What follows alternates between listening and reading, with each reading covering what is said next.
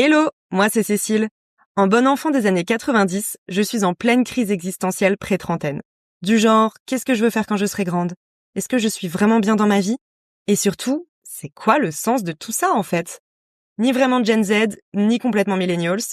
Je fais partie de cette génération un peu paumée, il faut le dire, au futur incertain et aux pensées comparables à un tas de gribouillis. Comme vous, j'ai plein de questions. Et je vous préviens tout de suite, j'ai zéro réponse. Rien, niet, nada. Mais en parler pour se sentir moins seul, ça réchauffe toujours un peu le cœur. Ici, pas de coach de vie, pas de recette miracle. Juste des réflexions en vrac, des interrogations et une porte ouverte pour tenter d'y répondre. Bienvenue dans Flou, un podcast aussi flou que nos avenirs pour les cerveaux un peu embrouillés.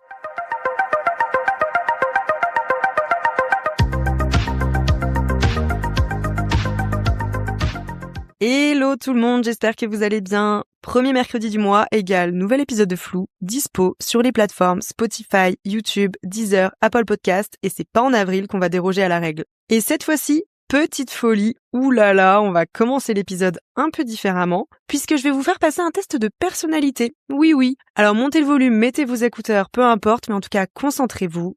Est-ce que vous êtes prêts? C'est parti. Vous sentez-vous excessivement responsable des problèmes ou des sentiments des autres? Vous arrive-t-il de repenser à vos interactions sociales après coup en ruminant ou en culpabilisant? Anticipez-vous les besoins des gens qui vous entourent? Êtes-vous allergique aux conflits? Avez-vous toujours besoin de satisfaire tout le monde? Est-ce que vous vous excusez même lorsque ce n'est pas de votre faute? Avez-vous du mal à dire non? Ou encore, est-ce que votre estime de vous-même passe-t-elle par la validation des autres? Si vous avez récolté une majorité de oui, eh bien, pas de chance, parce qu'il est fort possible que vous soyez un people pleaser. Rien d'incurable, je vous rassure, mais suffisamment relou pour vous gâcher le quotidien. Alors si vous vous reconnaissez dans le people pleasing, ou que vous fréquentez des people pleasers, je vous invite à rester jusqu'au bout de cet épisode, parce que promis, ça s'annonce croustille. Et d'ailleurs, commençons par le commencement. Qu'est-ce que le people pleasing? D'après DeepL, on pourrait littéralement traduire l'expression par « celui qui cherche à plaire à tout le monde ». En allemand, on parle de Harmoniesucht, ou Harmonieschuss. Enfin bref, de dépendance à l'harmonie. Mais comme c'est trop long et que le concept a été popularisé en anglais, n'en déplaise aux amoureux de la langue de Molière, je vais rester sur cette version originale. Le people pleasing, c'est pas un trouble ou une maladie mentale, c'est plutôt un ensemble de comportements qui créent un schéma relationnel dans lequel une personne adapte en permanence son comportement pour répondre aux attentes des autres. Je devrais même préciser attentes supposées des autres, parce que le people pleaser, il est pas voyant, il anticipe sans rien demander. Décrits comme ça, ils ont l'air plutôt sympas ces people pleasers. Mais détrompez-vous, car ces gens ont une fâcheuse tendance à négliger leurs propres besoins, ce qui rend le concept quand même vachement moins cool. Et sans surprise, quand je dis ces gens, je m'inclus à 100% dedans. Je ne pouvais pas proposer un podcast sur les questions existentielles qui nous traversent toutes et toutes à l'approche de la trentaine sans aborder ce sujet. Tout simplement parce que j'ai l'impression qu'à cette période charnière, les people pleasers commencent à se rebeller. On est fatigué, on s'est introspecté et on a compris que finalement, tant pis si on plaisait pas à tout le monde. Pour vous, c'est peut-être pas grand-chose, mais pour nous, c'est un bouleversement. En tout cas, pour moi, ça l'a été et ça l'est toujours puisque je suis encore en plein dedans et que j'y travaille. Mais avant de me lancer dans la partie où je raconte ma vie, blablabla, on va reprendre les bases. Pour votre gouverne, sachez que l'on ne naît pas people pleaser, mais qu'on le devient. Lorsqu'un enfant ne reçoit pas l'amour, la connexion et l'attention dont il a besoin, de nombreuses études montrent que son cerveau, se sentant menacé, met en place des stratégies pour s'adapter. En gros, pour préserver le lien avec ses parents et gagner leur amour, l'enfant apprend à devenir très gentil, à scanner l'ambiance dès qu'il entre dans une pièce, à éviter les conflits, à absorber les émotions des autres comme une éponge, ou encore à se transformer en caméléon pour maintenir la paix.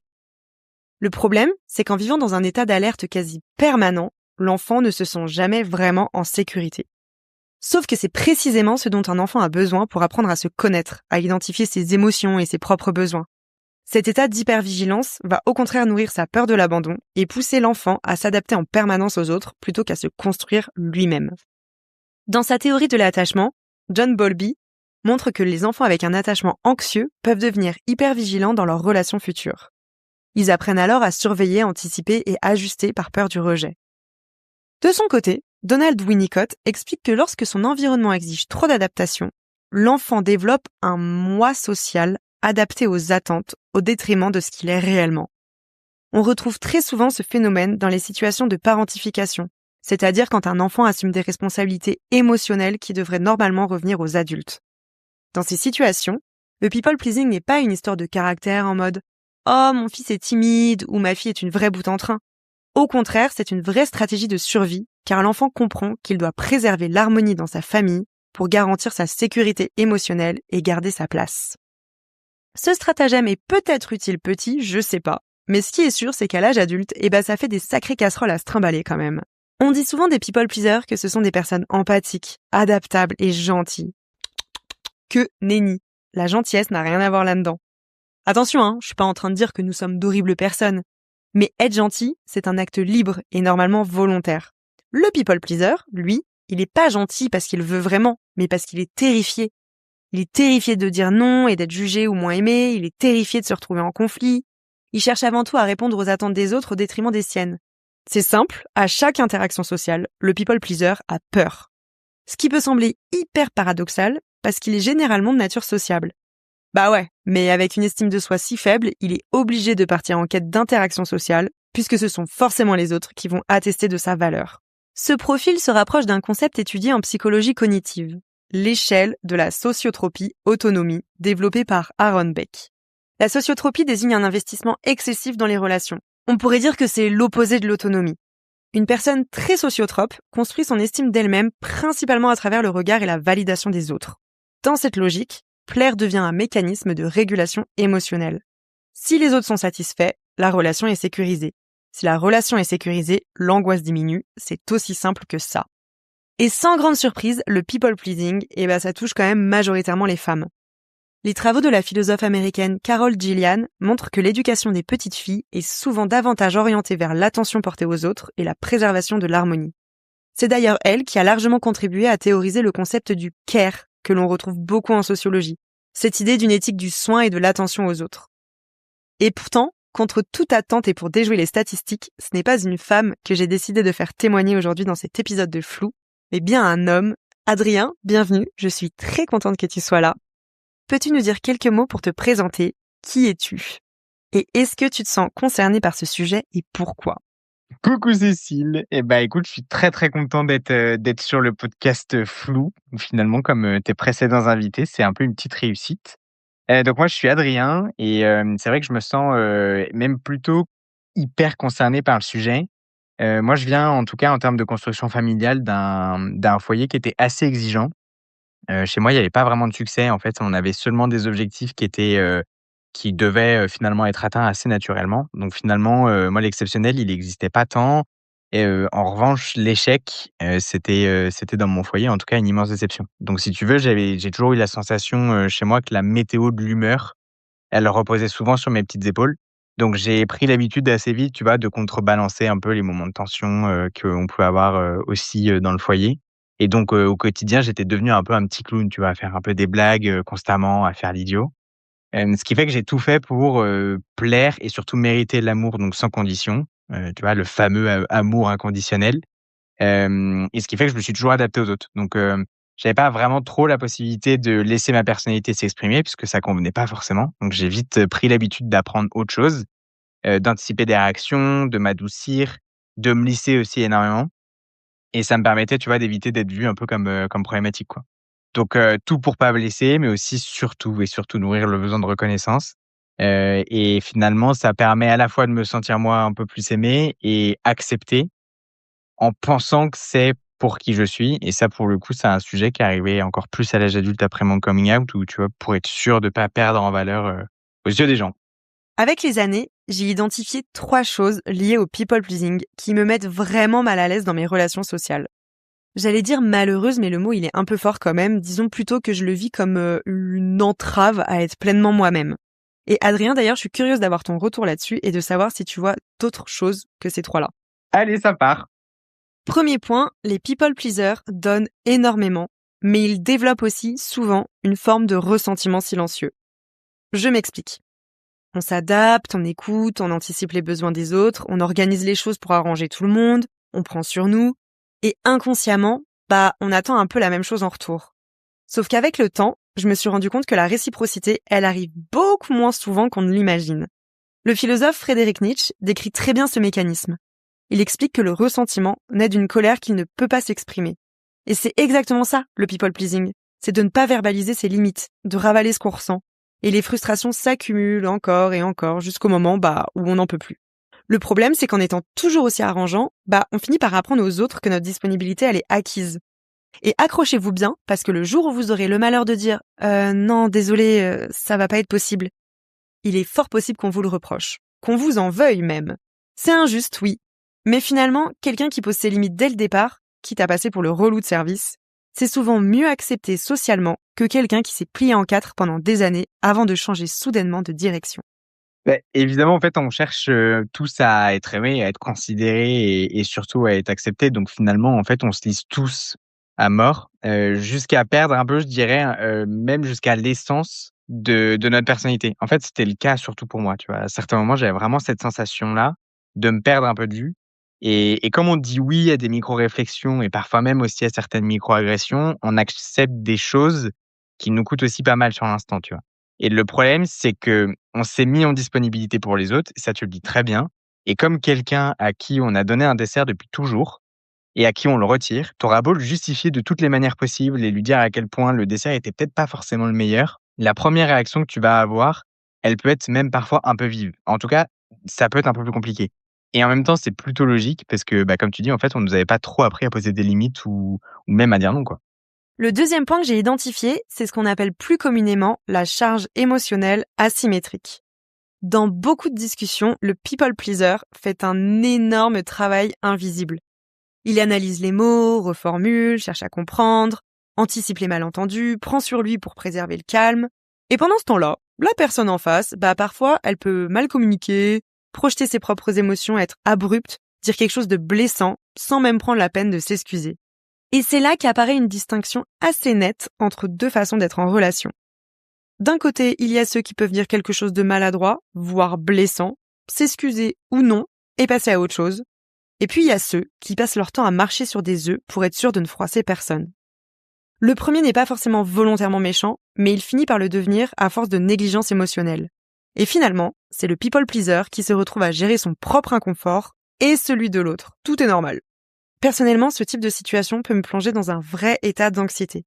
Parfois, la communication devient tellement compliquée que je peux même finir par appréhender le fait de parler à la personne. Je trouve ça épuisant. J'ai l'impression d'être dans un cours de théâtre, de devoir jouer un rôle, d'adapter mon langage et mon attitude à mon interlocuteur pour être sûr de pas le froisser, alors qu'en soi, lui en face s'en fiche complètement, quoi. Et plus je vieillis, plus cette posture me met mal à l'aise. J'ai de moins en moins envie de faire ces efforts-là parce que ça me coûte vraiment trop.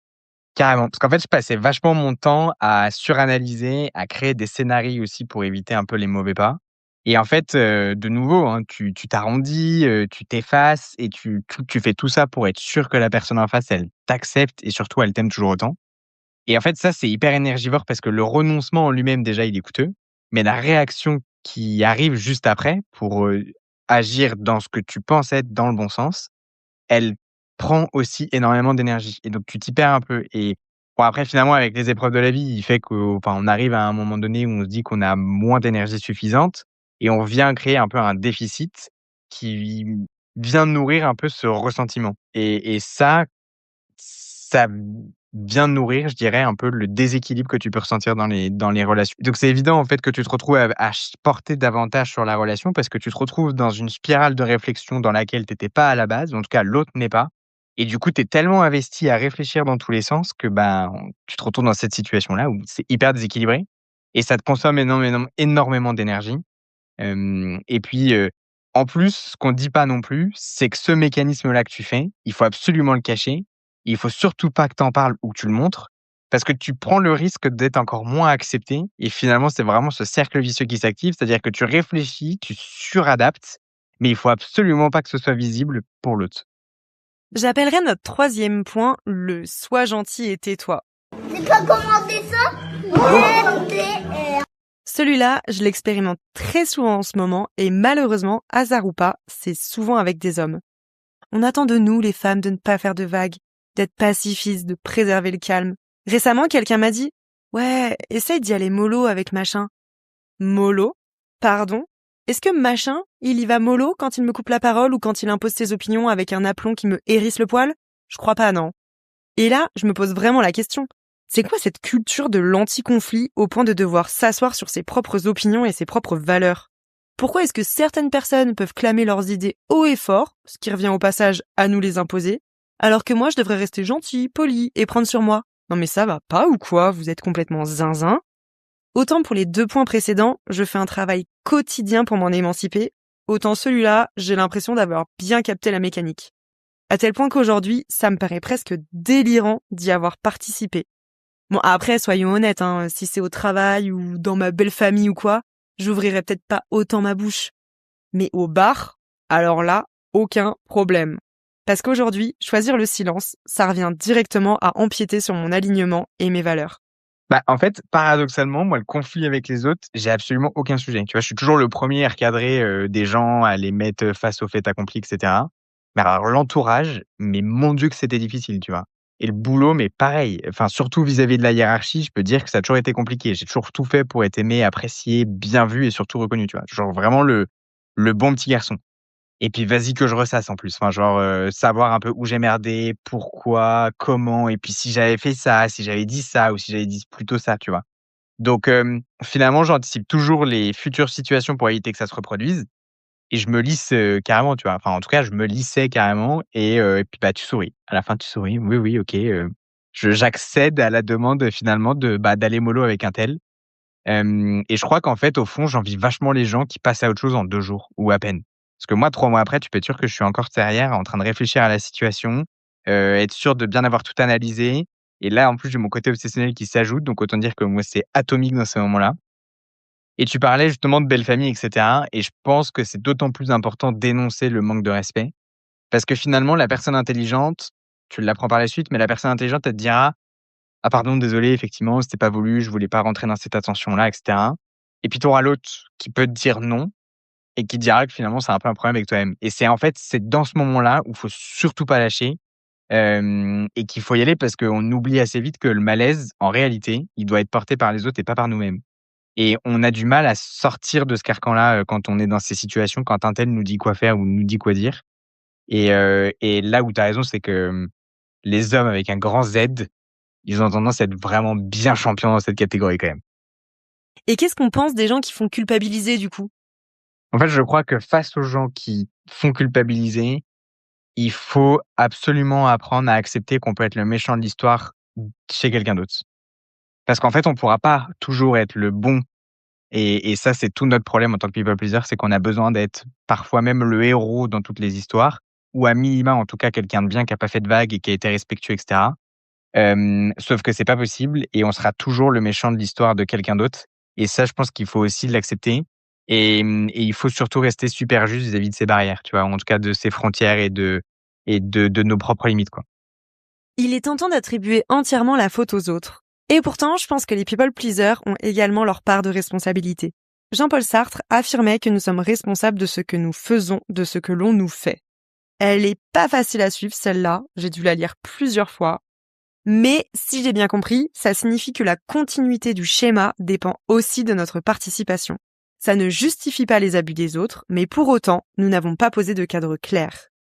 Et j'adorerais vivre au pays des fées et des abeilles, mais malheureusement, même si ce n'est pas sexy, le cadre est nécessaire, peu importe la nature de la relation, qu'elle soit professionnelle, amoureuse ou amicale. Il y a une phrase très connue de Sacha Guitry qui prend tout son sens dans ce contexte. C'est, je cite, « plaire à tout le monde, c'est plaire à n'importe qui ». Et quand on y pense, c'est assez logique finalement. Chercher à plaire à tout le monde, ça implique forcément de rester neutre. On devient la Suisse, quoi. Ne pas trop se positionner, c'est la clé pour satisfaire des attentes parfois complètement contradictoires. Or, une identité, ça se construit justement à travers des choix. Et chaque choix implique forcément de déplaire à quelqu'un. Dire oui à une chose, c'est dire non à une autre. Affirmer une valeur, c'est accepter que certaines personnes ne la partagent pas. Autrement dit, vouloir éviter toute tension revient un peu à mettre qui l'on est entre parenthèses. Adrien, est-ce que tu penses que finalement, se lisser pour plaire, c'est pas prendre le risque d'être interchangeable? En fait, je pense que ta citation, elle est hyper bonne parce que évidemment, tu es méga interchangeable quand tu t'es hyper lissé et quand tu es dans cette dynamique. Parce qu'en fait, à force d'être trop lisse, d'être trop arrondi, tu es trop beige en fait finalement. Après moi, j'adore le beige, tu vois? J'ai pas de problème avec le beige, j'adore cette couleur, mais en soi, tu as vraiment ce truc, bah, tu es beige quoi. Donc quelqu'un qui arrive, qui est plus ancré, qui prend aussi parfois un peu plus de place, qui a plus d'avis et cetera, en fait, c'est plus facile pour cette personne-là de prendre la place, mais surtout, d'effacer tout l'investissement perso et émotionnel du people pleaser parce que finalement, nous derrière, si même si on a fait penser que la relation était hyper naturelle et que nos comportements étaient naturels, en réalité, ça reste comme on se disait avant, hein, c'est le fruit de plein d'énergie mise à disposition d'une, bonne dynamique et cetera. Et tu vois, ça, je pense que pour le coup, en plus, c'est le plus douloureux. Parce que à la fois, tu te sais interchangeable et à la fois, ce que tu as investi, ça s'efface complètement.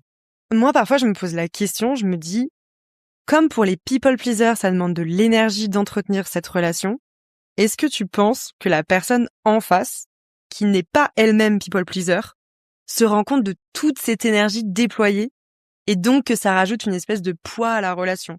En fait, je pense que on est tous l'acteur principal de notre pièce de théâtre. Et du coup, je pense que la personne, elle le voit pas. Sans compter que, en plus, en tant que people pleaser, tu fais tout pour que ce soit pas visible. Tu fais tout pour que justement ce soit le plus naturel, le plus fluide possible.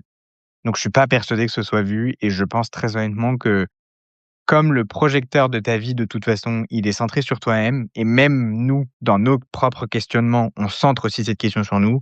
Je pense foncièrement que les gens s'en foutent, en vrai. Et puis il est temps de mettre un terme à cette mascarade. Avouons-le, le people pleaser n'est pas quelqu'un de passif. Anticiper et satisfaire les besoins des autres demande un travail de veille permanente. Et finalement, ça passe aussi par influencer les réactions extérieures pour éviter les conflits. Et j'en viens même à me demander si parfois on ne serait pas dans une forme de manipulation à chercher le contrôle à tout prix. Si on a une part de responsabilité, je te dirais un peu oui et non. Non, parce que en fait, tu l'as dit un peu plus haut, le fait d'être people pleaser, c'est vraiment le fruit d'une adaptation à un environnement qui était dysfonctionnel et donc c'est un peu une technique de survie. Donc en fait, en somme, c'est notre enfant intérieur qui a fait ce qu'il a pu avec ce qu'il avait à l'époque et finalement, je pense qu'il faut le remercier parce qu'il nous a protégés comme il pouvait, avec la force de ses petits bras, quoi. Et comme dirait Taylor Swift, dans une de ses chansons qui s'appelle Mastermind, en fait, on est vraiment là-dedans. C'est-à-dire que c'est un jeu d'échecs et on avance les pions les uns après les autres et on prévoit, on anticipe. Tout ça pour qu'au fond, en fait, à la fin de la journée, juste on a envie de quelqu'un qui joue avec nous et de quelqu'un qui nous aime, quoi. Donc si, évidemment, c'est de la manipulation qui a pas ce côté négatif dans le sens où on vient pas manipuler les sentiments des autres. On se manipule juste nous-mêmes, notre propre marionnette de tout ça, quoi. Et en vrai, soyons honnêtes, ça sert à rien de vouloir plaire à tout le monde. Les gens ne seront jamais pleinement satisfaits. L'être humain est râleur par définition, on adore se plaindre. La satisfaction de ceux qui nous entourent est tout simplement hors de notre contrôle. On peut l'adoucir, certes, mais ça dépend de tellement de choses qui ne dépendent pas de nous. Et je crois que tous les people pleasers, avec le temps, s'accordent à le dire, tout ce qu'apporte cette stratégie, c'est de l'épuisement. Alors évidemment, la question qui se pose, et que je me pose moi-même depuis des années, c'est comment est-ce qu'on s'en sort? Arrêter d'être un people pleaser, ça ne se fait pas du jour au lendemain. Et surtout, ça ne veut pas dire devenir insensible, froid ou égoïste. C'est plutôt apprendre des choses qui peuvent paraître simples en théorie, mais qui sont incroyablement difficiles à mettre en pratique pour nous. Comme reconnaître ses propres besoins, accepter l'idée de peut-être décevoir certaines personnes, et surtout, apprendre à cohabiter avec cette petite culpabilité qui apparaît quand on commence à poser ses limites. Adrien, j'ai plein de questions pour toi sur cette partie. T'as déjà eu ce déclic justement, ce moment où tu t'es dit « Non mais là, il faut que je change quelque chose ». Et si oui, par quoi est-ce que c'est passé? Qu'est-ce que ça a été le switch? Ouais, mais j'ai déjà commencé un peu ce travail. En fait, j'aime bien l'idée d'être un repenti sur le sujet, même si je vois un peu qu'au quotidien, ça m'arrive de pas tout le temps l'être, tu vois? En fait, ça a commencé chez moi par le fait que tout le monde avait un avis qui était non sollicité sur ce que je faisais, ce que je disais et je devais rien dire d'autre que juste, merci et je vais le prendre en considération, tu vois? Et dans ma démarche de plaire, de pas faire de vagues et cetera, les gens, par ces avis non sollicités, ils me donnaient des clés supplémentaires pour, encore plus m'adapter. Et c'est un peu le premier signal que j'ai eu où je me suis dit: finalement, l'équilibre était peut-être pas top et ça viendrait peut-être un peu à changer». Et ce qui fait que par la suite, j'ai été moins quand même sensible à ces avis-là, que les laisser finalement un peu se balader, mais comme on dit, rentrer dans une oreille, sortir par l'autre. Et puis surtout, je sollicitais encore moins d'avis qu'avant. Ça a été ma 1re réponse. Mais en fait, le gros déclic que j'ai eu et c'est à ce moment-là que j'ai vraiment su que quelque chose devait changer, ou en tout cas que j'étais un people pleaser aguerri. C'était vraiment cet été où j'ai fait un burn-out qui s'est transformé, en dépression et malgré tous ces temps un peu difficiles et assez sombres que tous ceux qui l'ont vécu, connaissent, j'ai tenu quand même à rester hyper dispo pour tout mon entourage, pour être sûr qu'en fait, même malade, on m'aime encore et qu'on m'accepte, tu vois? Du coup, j'ai tout fait pour ne pas être une charge. Je me suis suradapté et j'ai minimisé à mort toutes les relations. Ça a été vraiment le premier déclic. C'est-à-dire que je me suis rendu compte qu'il a fallu que j'efface ma maladie par peur du rejet, dans un moment où en fait, je me suis dit: «Beh, je suis dans une solitude, hyper intense», tu vois? Et en fait, je pouvais pas en vouloir aux autres non plus de cette solitude puisque j'avais tellement tout minimisé que, bah, dans un sens, c'était compliqué, tu vois? Même si après tu me diras, quand tu as un pote qui te dit qu'il est en dépression, tu es censé creuser un peu, tu vois? Et encore que, parce qu'au final, même ça, c'est un peu l'attente que tu vas te poser toi-même vis-à-vis des autres après tout l'investissement que tu as donné dans une relation et que tu as nourri et cetera, tu vois? Le second déclic, c'est aussi quand j'avais vraiment plus d'énergie et il fallait que je me mette à prioriser, en fait. J'avais pas le choix, il fallait que je priorise et je me suis vraiment rendu compte que ma suradaptation, elle consommait beaucoup trop. Ça a été vraiment le déclic final où je me suis dit: «Bah, c'est plus possible, c'est plus possible». Et en fait, plus tard, on m'a dit que pendant cette période qui a été la plus compliquée, hein, qui a été la plus sombre et cetera, on m'a dit que je donnais pas envie de s'approcher et qu'en plus j'écoutais plus trop les conseils des autres. Et là, bah, ça a été un peu le dernier coup de marteau sur le clou dans la planche où je me suis dit: «Là, vraiment mes dynamiques, il faut qu'elles changent. Il faut que mes limites, elles soient largement avancées parce que en fait, si je m'octroie pas du respect, personne ne le fera à ma place et surtout, bah, il faut que je préserve ma paix et mon énergie», tu vois? Donc j'étais vraiment venu à la conclusion aussi où je me reconnaissais plus finalement, tu vois?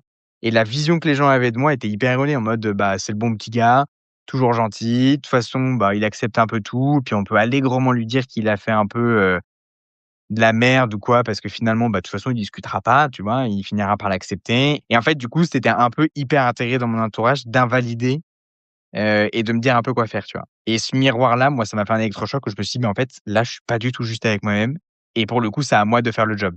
Tu vois? C'est à moi de pas attendre des autres non plus ce changement parce que ça arrivera pas, d'une part, donc si je suis pas moteur, ça fonctionnera pas. Est-ce que le fait de poser des limites fait que ça a brisé des liens que tu avais avec certains de tes proches ou quelles ont été les conséquences de ce travail? Je te dirais que ça a pas brisé le lien, ça les a un peu modifiés parce que forcément quand tu commences à poser des limites sur des habitudes que les gens ont déjà eues, c'est un peu plus compliqué parce qu'ils ont besoin de comprendre. Hem Et pas de ressentiment parce qu'en fait assez vite, là moi j'ai plutôt pris ma part de responsabilité en me disant: «Je peux pas les tenir responsables des comportements qu'ils ont eus puisque c'est moi qui avais accepté effectivement qu'ils puissent l'avoir avec moi-même. En revanche, maintenant que j'ai exposé mes règles du jeu et si à partir de là par contre ça continue, là, effectivement, tu vois, forcément, les liens vont être dénaturés, ça va changer et cetera. Mais je pars du principe que à la base même de ces amitiés, il y avait quand même déjà quelque chose de très fort, il y avait quelque chose quand même de long terme aussi avec la personne. Bah, en fait, le plus gros inconvénient et je vais te commencer par le négatif, comme ça après on n'en parle plus. Mais en fait, je te dirais que le plus gros pour moi, c'est que j'ai fini par ressentir quand même malgré tout une forme de solitude que j'avais paradoxalement fui jusqu'ici toute ma vie, que je voulais pas avoir, parce que j'en avais une connotation qui était giga négative. Mais du coup, finalement, l'exercice, il est trop bien pour moi parce que j'apprends à finalement aimer ça et en fait, je découvre que j'aime bien cette solitude-là et le point positif, en fait, j'ai regagné tellement d'énergie. J'ai la sensation d'être tellement beaucoup plus focus sur moi, d'être capable d'être beaucoup plus à l'écoute de mes émotions, de mes sentiments, d'être beaucoup plus réactif, d'être aussi beaucoup plus ancré, tu vois? Et malgré tout, ces derniers temps, j'ai eu pas mal de retours où on m'a dit, que j'étais beaucoup plus serein. Et je pense qu'en fait, ça passe par là parce que mon énergie, je la refocus tellement sur moi, mais sur des projets qui comptent pour aller de l'avant, pour aller d'autres trucs et même sur des terrains un peu d'exploration, que en fait, ça m'a apporté énormément de sérénité parce que finalement ma tête est de moins en moins polluée, parce que moi je le vois comme une pollution et finalement je crois que j'accepte aussi que on peut pas tout avoir et parfois on peut pas être avec tout le monde non plus et du coup, ouais, je pense que ça m'a le point le plus positif, c'est vraiment la sérénité. Le philosophe Spinoza disait que la joie est un indicateur d'augmentation de notre puissance d'agir. Autrement dit, quand une relation nous nourrit, elle nous donne de l'énergie et de la liberté. Mais si une relation éteint systématiquement cet élan, c'est sûrement qu'il y a quelque chose à réajuster. Moi, j'ai longtemps eu du mal avec cette idée, mais la vérité, c'est que poser une limite ne signifie pas forcément rompre le lien. Ça signifie simplement clarifier les règles du jeu. Dire non peut en effet créer des petites tensions désagréables sur le moment. Mais souvent, ça évite le gros conflit de la fin, celui où l'on n'en peut plus d'avoir disparu au profit de l'autre, et où l'autre, complètement paumé, ne comprend même pas ce qu'on lui reproche. On arrive à la fin de cet épisode. Adrien, est-ce que tu as quelque chose à dire pour finir? Yes! Bah, en fait, je te dirais encore une fois, restons juste avec nous-mêmes, tu vois? En fait, en réalité, être un people pleaser, finalement, c'est se faire beaucoup de mal et c'est pas se rendre justice. C'est porter beaucoup plus sur les épaules alors qu'on a tous besoin de notre énergie à un moment donné pour d'autres choses et en fait, je vois un peu le fait d'être people pleaser un peu comme une sorte d'addiction, tu vois? En tout cas, j'ai la sensation qu'on peut la dépasser. Parfois, on rechute, mais c'est pas figé dans le marbre et surtout, ça vient pas non plus te définir. Et c'est pas forcément facile et j'entends, hein, tu vois? C'est pas facile non plus de se montrer au grand jour, mais c'est comme ça que tu tisses aussi des liens qui sont, encore plus sincères et encore plus forts et je pense que je terminerai par la chose suivante qui, moi, m'a beaucoup, beaucoup aidé. C'est la théorie des 3 secondes. On dit qu'une émotion, elle dure 3 secondes et que passé ce délai-là, en fait, c'est toi qui l'entretiens. En fait, c'est toi qui entretiens cette émotion. Par exemple, tu es en colère plus de 3 secondes, c'est toi qui entretiens cette colère-là. Et ça, typiquement, tu vois, j'en ai vachement parlé parce qu'on me l'avait aussi pas mal rabâché et ma psy considère que ça, c'est de la psychologie de comptoir qui est, en plus de ça, hyper culpabilisante.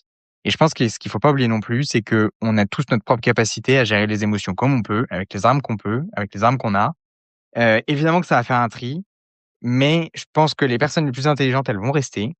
Et moi, j'ai même eu des super bonnes surprises avec des gens que j'aurais jamais imaginé. Donc, comme on dit, finalement, quand tu as une porte qui se ferme, bah, tu en as une autre qui s'ouvre.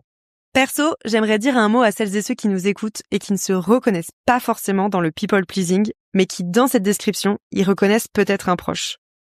S'il vous plaît, je vous en conjure, soyez doux et attentifs. Écoutez et soutenez ces personnes lorsqu'elles commencent enfin à vous exprimer comment elles se sentent, parce que bien souvent, elles ont mis énormément de temps avant d'oser le faire. C'est un travail long et fastidieux qui demande souvent beaucoup de courage pour affronter la peur d'être abandonné. Quoi de pire que quelqu'un qui vous laisse sur le bas-côté le jour où vous décidez d'assumer qui vous êtes vraiment? Au contraire, reconnaissez votre part de responsabilité dans la relation, sans tout endosser pour autant, et essayez d'être de réels alliés. Acceptez que la relation puisse évoluer pour que chacun trouve une place plus juste et plus confortable.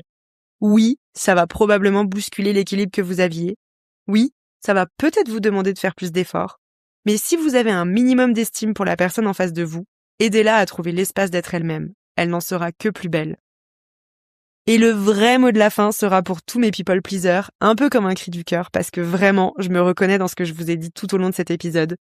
Ne doutez pas de vous, suivez votre instinct. Vous savez mieux que personne ce dont vous avez besoin. Et puis comme disait Oscar Wilde, soyez vous-même, tous les autres sont déjà pris. Allez, sur ce, je vous laisse et à très vite pour un nouvel épisode. Bisous!